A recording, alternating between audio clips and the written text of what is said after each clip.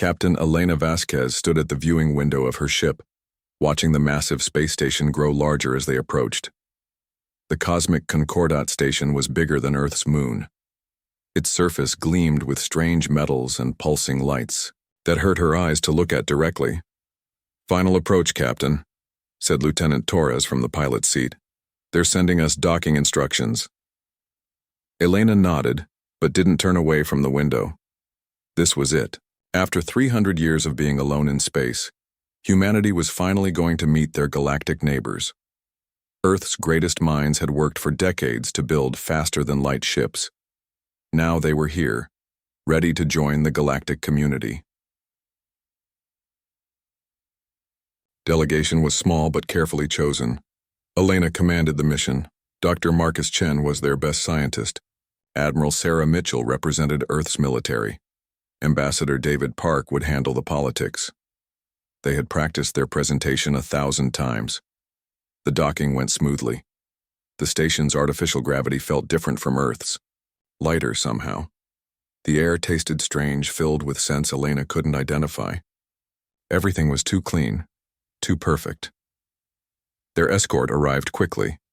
3 beings that barely looked real. The first was made of living crystal, tall and thin, with light flowing through its transparent body. It spoke without moving what might have been a mouth. "I am Zephyrian Prime Council member Crystalline of the 7th Harmonic. You may call me Crystal." The second being looked like a cloud of silver gas held together by flickering energy. When it spoke, the voice came from everywhere at once. "I am Ethereal Supreme Thought Walker Wind Between Stars. Call me Wind." The third being was the most disturbing. It had once been biological, Elena could tell, but now it was more machine than living thing. Metal and flesh blended together in ways that made her stomach turn. "I am Synthesis Prime Node Binary Organic Perfect. Call me Binary." Elena stepped forward. "I'm Captain Elena Vasquez, representing humanity and Earth. We're honored to meet you." Crystal's light flickered in what might have been amusement. "Yes, the humans. We have watched your species for some time. Come, the council awaits." They walked through corridors that seemed to go on forever.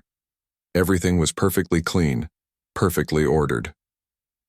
Elena saw other species moving through the station.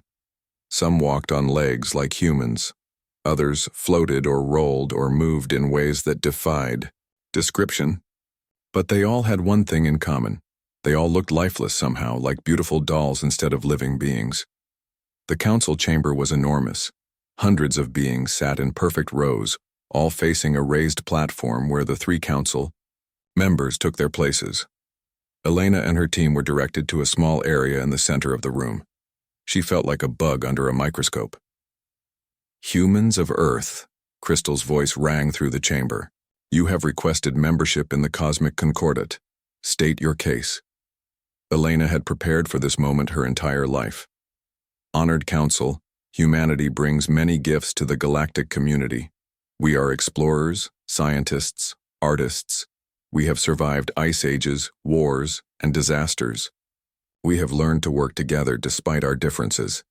We seek knowledge, peace, and friendship among the stars. She gestured to Dr. Chen, who stepped forward with a small device.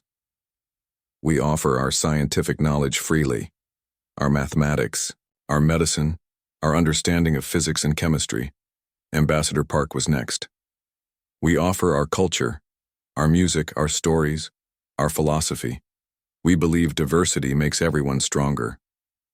Finally, Admiral Mitchell spoke. We offer our protection.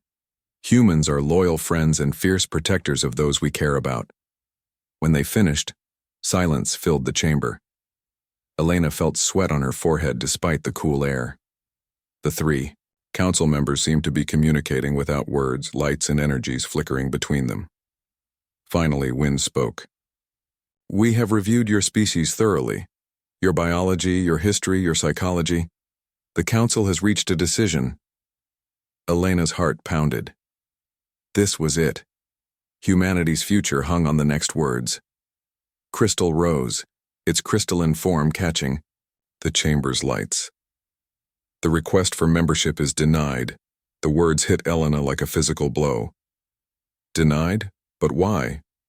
Your species is too primitive, Binary's mechanical voice stated. Too emotional, too chaotic. You lack the evolutionary refinement required for galactic citizenship. Wind's gaseous form swirled. Your people still experience anger, fear, sadness. You fight among yourselves. You damage your environment. You are unpredictable. These traits make you dangerous, Crystal added. A threat to the order and peace we have built over millions of years. Elena found her voice. But those things also make us strong. Our emotions drive us to protect what we love. Our conflicts teach us to solve problems. Our mistakes help us learn. Exactly, Binary said. This proves our point. You defend chaos, as if it were virtue. Dr. Chen stepped forward. If we're too primitive, help us evolve. Teach us to be better. The three council members exchanged more silent communication. When they turned back, their answer was final. The decision is made, Crystal announced. Earth is classified as a primitive world under galactic protection. Your solar system is now under quarantine. No human ship may leave Sol system boundaries. And if we try? Admiral Mitchell's voice was hard. Then you will face corrective action, Wind replied. For your own good and the good of the galaxy. Elena felt the ground shifting under her feet. You're making us prisoners in our own system. We are protecting the galaxy from your chaos, Binary said, and protecting you from forces you cannot understand. Be grateful. The escort that led them back to their ship was different now. More guards, all armed with weapons Elena didn't recognize. The beings they passed in the corridors looked at them with mixtures of pity and disgust. As their ship pulled away from the station, Elena's team sat in stunned silence. 3 centuries of hope, destroyed in minutes. So what now? Dr. Chen asked quietly. Elena stared out at the stars that suddenly seemed much farther away. Now we go home and tell Earth that we're not good enough for the universe. The journey back to Earth felt endless. Elena had to compose reports, prepare speeches, figure out how to tell 8 billion people that their dreams of the stars had been crushed. The aliens thought humans were too emotional, too chaotic, too primitive. As they crossed into Sol system, Elena looked at the sun that had warmed Earth for billions of years. She thought about her homeworld, blue and green and alive in ways the sterile space station could never be. Maybe the aliens were right. Maybe humans were primitive and chaotic. But as she watched Earth grow larger on the screen, Elena felt something stirring in her chest. It wasn't despair. It was anger. Not the wild, destructive kind the aliens feared, but the cold, determined kind that had driven humans to survive every challenge their world had thrown at them. The aliens thought they were protecting the galaxy from humanity. Elena wondered if they had just made the biggest mistake in galactic history. Earth was waiting, and Elena had a feeling that this was far from over. 1 year after the rejection, Dr. Marcus Chen made a discovery that changed everything humanity thought they knew about their world. He was working in his laboratory at 3 a.m, surrounded by data streams and monitoring equipment that tracked the strange changes happening across Earth. Sleep had become impossible. Every day brought new reports of impossible phenomena that conventional science couldn't explain. The breakthrough came when he overlapped magnetic field readings with the enhanced animal behavior patterns. The correlation was perfect. Every time Earth's magnetic field pulsed in those strange, complex rhythms, animals somewhere on the planet displayed new levels of intelligence. But it was more than correlation. The magnetic pulses followed mathematical sequences that looked almost like language.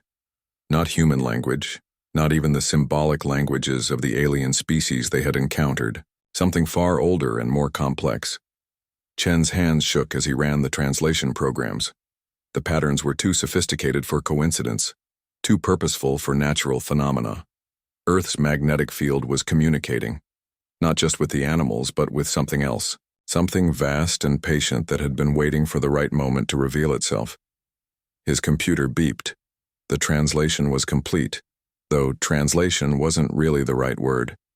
It was more like interpretation, finding meaning in patterns that existed beyond normal language. The message was simple and terrifying. My children have been hurt. I will not allow this to continue. Chen stared at the screen for a long time. Then he called Elena. She arrived at the laboratory as the sun was rising, bringing with her Rex and a bag of strange samples. The dog had been finding things on the farm that shouldn't exist. Crystals that grew overnight in perfect geometric shapes. Plants that changed their cellular structure in response to her emotions. Soil that felt warm to the touch and seemed to pulse with life. Show me what you found, Elena said without preamble. Chen led her to his main display screen. The data was overwhelming, but the conclusions were clear. Earth isn't just alive, Elena. It's been alive for billions of years, watching over us, protecting us, nurturing us. We're not just living on Earth, we're part of it. Elena studied the readings. The aliens said we were too primitive, too chaotic. But what if that's exactly what Earth wanted us to be? Exactly, Chen said excitedly. Look at this. He showed her new data from around the world. Forests were growing in fractal patterns that served as massive biological computers. The root networks of trees were processing information faster than Earth's most advanced quantum computers. Ocean currents were carrying chemical signals that looked like neural networks on a planetary scale. Earth has been holding back its true nature for millions of years, Chen explained. It let us think we were alone, let us develop naturally. But when the aliens rejected us, when they put us in quarantine, something changed. Elena walked to the window, looking out at the city below. Geneva looked normal from this distance, but she knew better now. Every tree, every patch of grass, every flower bed was part of something larger. A planetary intelligence that had been watching humanity grow up like a parent watching a child. The monitoring stations at the edge of the solar system, she said. They're still disappearing. Chen nodded grimly. 3 more vanished last night. Whatever Earth is doing to them, the aliens can't stop it. They can't even detect it. Rex barked once, drawing their attention. The dog was sitting perfectly still, staring at a patch of empty floor. As they watched, crystals began growing from the concrete, spreading in delicate, impossible patterns that hurt to look at directly. It's starting, Chen whispered. Over the following weeks, the changes accelerated. Elena received reports from contacts around the world. Admiral Mitchell's secret defense projects were working with materials that grew instead of being manufactured. Ships that healed themselves when damaged. Weapons that channeled forces no human scientist could explain. The enhanced animals were organizing, not just displaying intelligence but coordinating across vast distances. Whales in different oceans were singing the same complex songs. Birds were flying in formations that created geometric patterns visible from space. Even insects were working together in ways that defied everything biologists understood about their behavior. Elena found herself at the center of it all. The animals on her farm had become a meeting point for something larger. Scientists, military, officers, and government officials came to see the impossible things happening in rural Montana.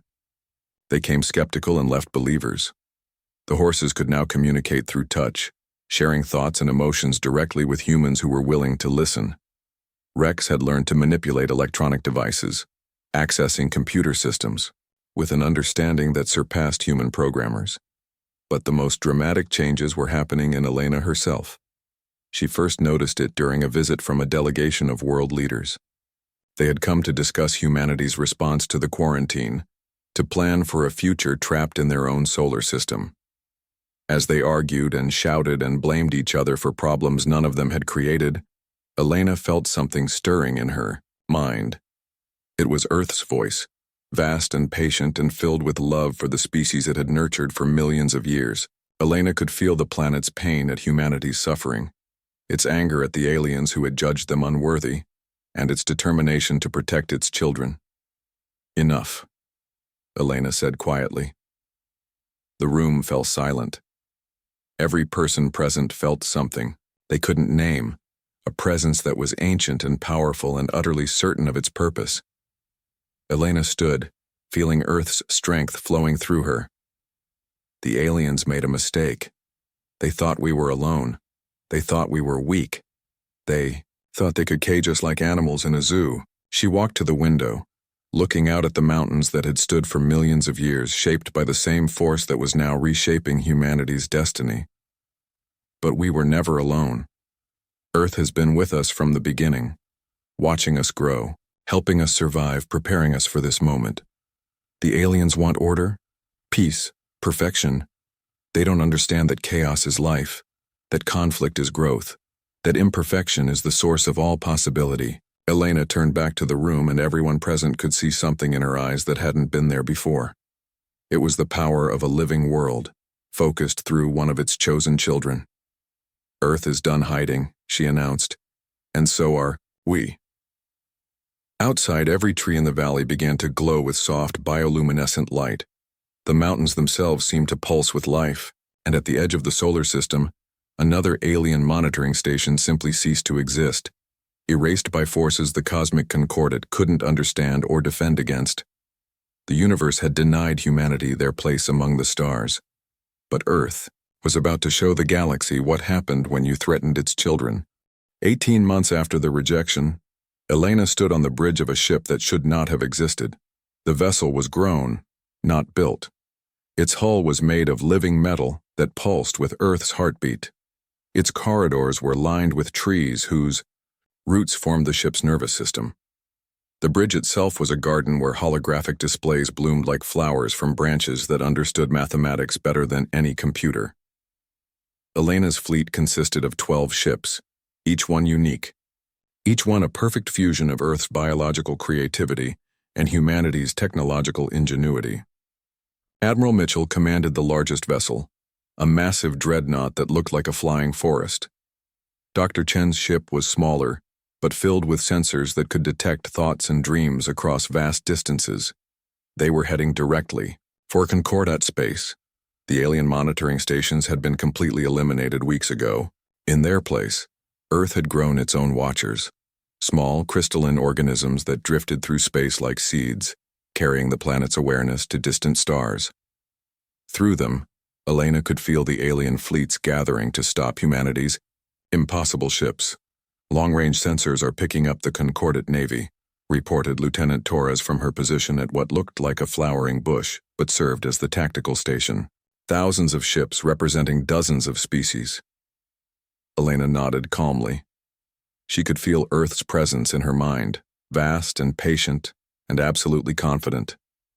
The planet had spent billions of years preparing for this moment, nurturing humanity specifically for this confrontation. "Open a channel to all ships," Elena ordered. The communication system was another impossibility, a network of quantum-entangled spores that connected the fleet instantly regardless of distance. When Elena spoke, her voice reached every human in the fleet simultaneously. Today we face the beings who called us primitive, who said we were too chaotic for their perfect order. They don't understand that our chaos is our strength, that our emotions are our power, that our refusal to be contained is what makes us human. She paused, feeling Earth's energy flowing through her words. We're not going to war. War is what they understand, what they expect. We're going to show them something they've forgotten in their millions of years of sterile perfection. We're going to show them what it means to be alive.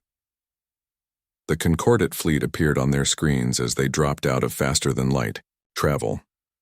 Elena had to admire the sight. Thousands of ships in perfect formation, their hulls gleaming with advanced metals and energy shields. Each vessel was a masterpiece of engineering, flawless and deadly, but they were also cold, lifeless, beautiful in the way that a machine is beautiful, but lacking the wild creativity that made Earth's ships seem almost organic in their movements. The communication request came immediately. Elena wasn't surprised to see crystal, wind, and binary appear on her screen, their forms exactly as she remembered from the council chamber. Human vessels, Crystal's voice rang with authority. You are in violation of the quarantine order. Return to your system immediately or face destruction. Elena smiled. Hello again, counselors. You're looking well. Still perfectly ordered, I see. This is not a negotiation, Binary's mechanical voice stated. Your primitive technology cannot stand against the combined might of the Concordate Navy. You're right, Elena agreed. Our technology can't match yours, it's not supposed to. We're not here to fight your war, we're here to sing our song. Before the aliens could respond, Elena gave the signal. The Earth ships didn't fire weapons. Instead, they began to sing. The sound started, low, barely audible, coming from the living hulls of the vessels themselves. It was Earth's song, the same harmony that had shaped mountains and guided evolution for billions of years.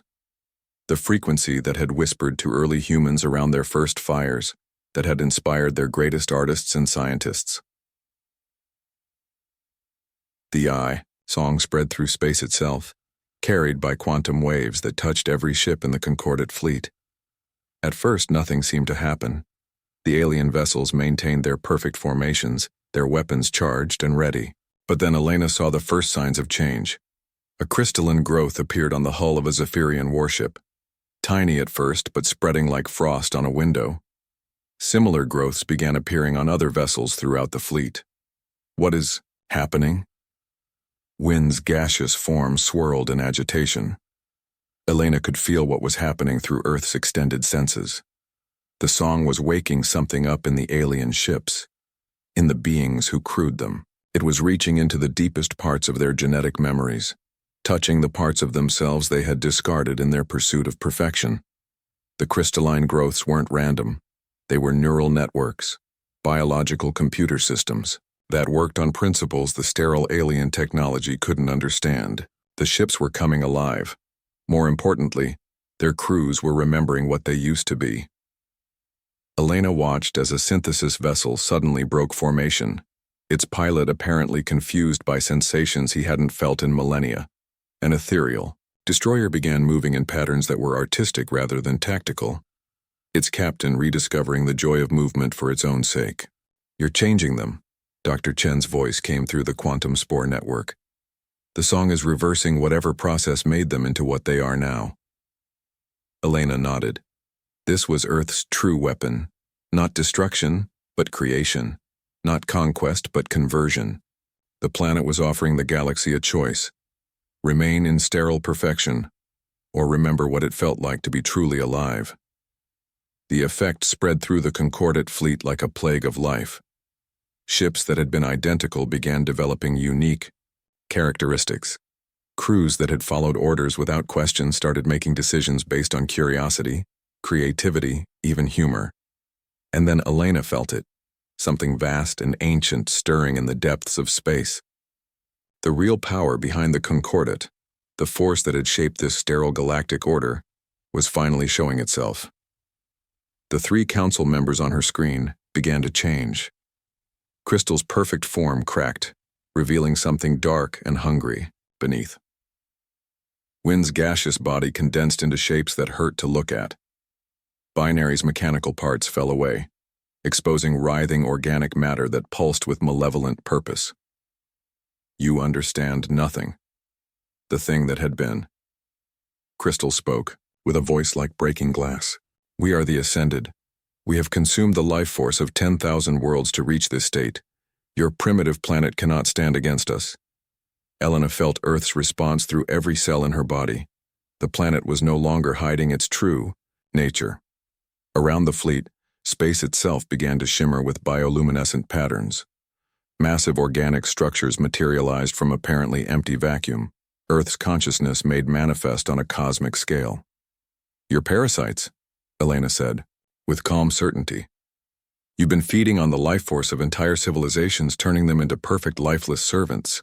The galaxy isn't ordered by choice, it's been drained dry.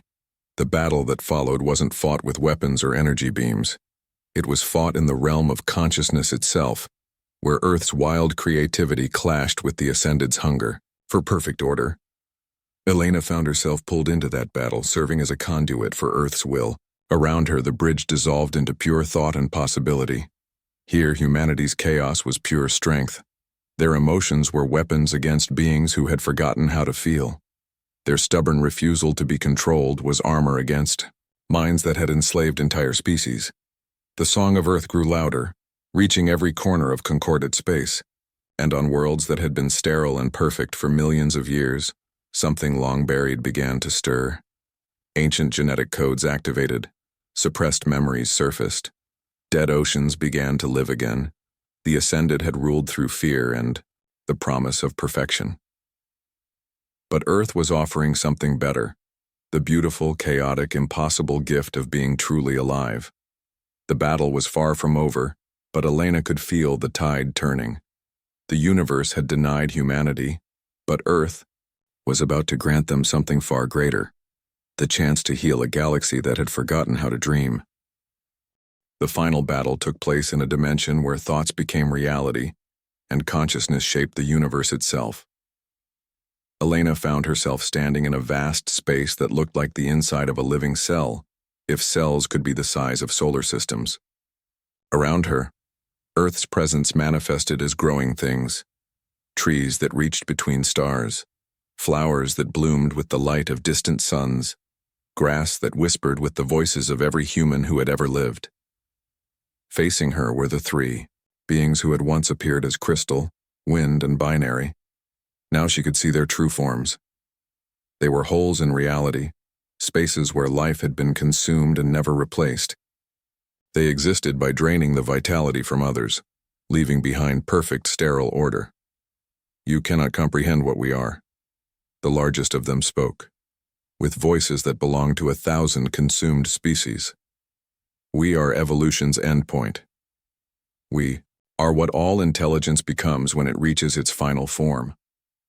Elena felt Earth's strength flowing through her, the accumulated power of billions of years of life and growth and stubborn survival. "You're not evolution. You're cancer. You consume everything beautiful and living and turn it into copies of yourselves." The battle began with a thought. The Ascended sent waves of pure order at Elena, trying to restructure her consciousness into something they could control. But Elena was no longer just human. She was connected to every living thing on Earth, every blade of grass and drop of ocean water, every heartbeat of every creature that called her planet home. Where the Ascended offered perfection, Elena offered possibility. Where they demanded uniformity, she celebrated difference. Where they imposed silence, she brought song. Around them, the battle raged on a scale that defied understanding. On one side, the accumulated death of millennia, the power of 10,000 drained worlds, the weight of absolute order. On the other, the wild creativity of a single planet that had never learned to give up. Elena could feel the conflict spreading through normal space as well. Earth's song had reached every corner of concordant territory. On worlds that had been sterile for millions of years, oceans began to stir with new life. Artificial atmospheres cracked as native plants broke through perfect pavements. Beings who had forgotten their original forms started remembering what they used to be. The Zephyrians had once been creatures of pure art, their crystalline bodies resonating with music that could reshape matter itself. The Ethereals had been philosophers and dreamers, exploring the deepest questions of existence through shared consciousness. Even the Synthesis had been living beings once, using technology to enhance their natural abilities rather than replace them. Earth's song was calling them home to themselves. But the Ascended had consumed too much, grown too powerful.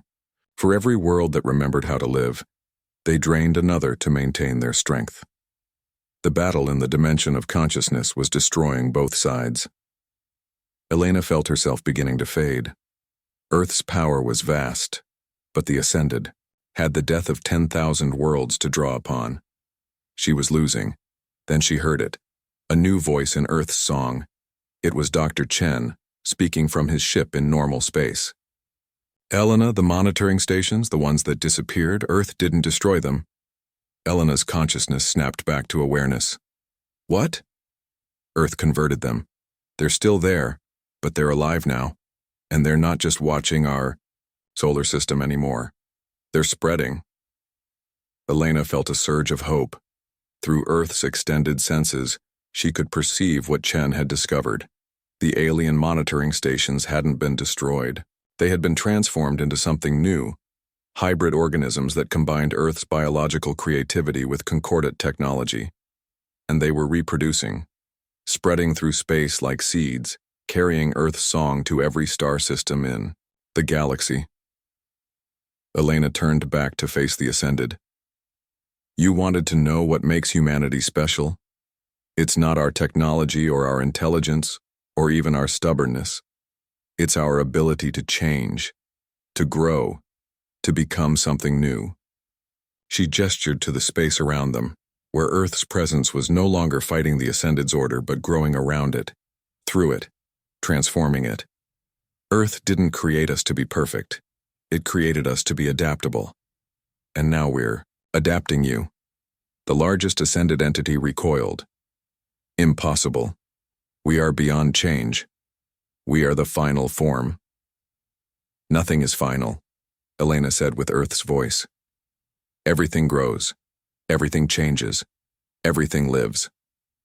The transformation began, at the edges. The sterile void that marked the Ascended's presence started showing signs of life.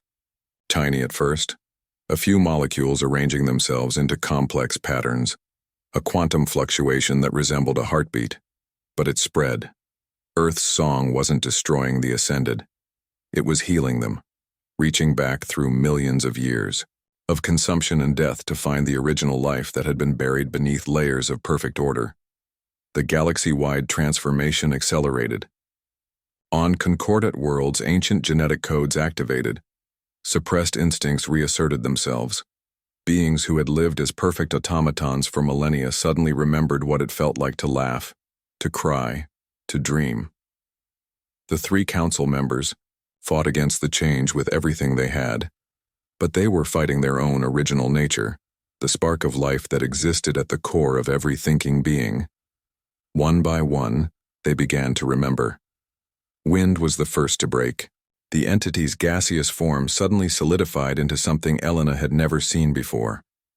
A being of pure thought made manifest, but thought that was wild and creative and beautifully chaotic. It was what the ethereals had been before they were consumed, before they forgot that the best thoughts come from minds that are free to make mistakes. Binary followed. The mechanical parts fell away to reveal not the original biological form but something new, a perfect fusion of organic life and technological enhancement, each supporting the other rather than one consuming the other. Crystal held out the longest, its perfect structure resisting Earth's song with the accumulated will of 10,000 dead worlds. But even crystal can be changed by the right frequency. Cracks appeared in its surface, and from those cracks came light. Not the cold, perfect illumination of advanced technology, but the warm, living glow of bioluminescence.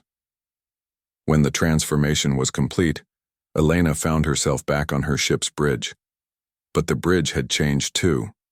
The living walls pulsed, with new patterns, displays that showed not just data but poetry, beauty, the kind of information that fed souls as well as minds. Around her fleet, the concordant navy was transforming. Ships that had been identical now showed infinite variety. Crews that had followed orders without question were making art, writing music, falling in love. Dr. Chen's voice came through the quantum spore network, filled with wonder. Elena, you need to see this. The transformation isn't stopping at the fleet, it's spreading to every concordant world simultaneously. Elena smiled, feeling Earth's satisfaction through their connection. The planet had never been content with just protecting humanity. It wanted to heal the entire galaxy, to restore the life and creativity that the Ascended had spent millions of years consuming. The war was over. Not through conquest, but through conversion. The cosmic concordate still existed, but it was no longer a sterile empire of perfect order. It was becoming something new, a true community of diverse, creative, living worlds. Elena received a communication request. When she accepted it, she found herself looking at the 3 former council members. They looked different now, not perfect, but beautiful in their imperfection. Captain Vasquez, the being who had been Crystal, spoke with a voice like wind chimes. We owe you an apology, and our gratitude. We had forgotten what we were, added the former wind. We had convinced ourselves that perfection was the goal, that order was superior to chaos. You reminded us that chaos is where all possibility lives. The former binary's voice carried overtones of mechanical precision, but also warmth. The galaxy has been dead for millions of years, we see that now. You have given us back our lives. Elena felt Earth's presence in her mind, warm and proud and infinitely patient. Earth doesn't want your gratitude, it wants your friendship. It wants to see what amazing things you can create when you're free to be yourselves again. The former Concordat station appeared on her screens, but it was no longer the sterile structure she remembered. Gardens grew on its hull. Waterfalls cascaded between its levels. Beings from 1,000 different worlds moved through its corridors, talking, laughing, creating things that had no purpose except to be beautiful. Will you help us? The former crystal asked. We have forgotten how to live, how to grow, how to be imperfect and wonderful. Elena looked out at the transformed galaxy, feeling the songs of 1 billion worlds learning to be alive again. Earth's task was far from complete. There would be challenges, setbacks, moments of doubt, but for the first time since her return from that first diplomatic mission, Elena felt hope. Of course we'll help, she said. That's what humans do. We make mistakes, we learn from them, and we help others do the same. Above her head, the ship's living ceiling bloomed with flowers that sang in harmonies no one had heard for millions of years. The universe had denied humanity their place among the stars, but Earth had given them something better, the chance to help the stars remember how to live.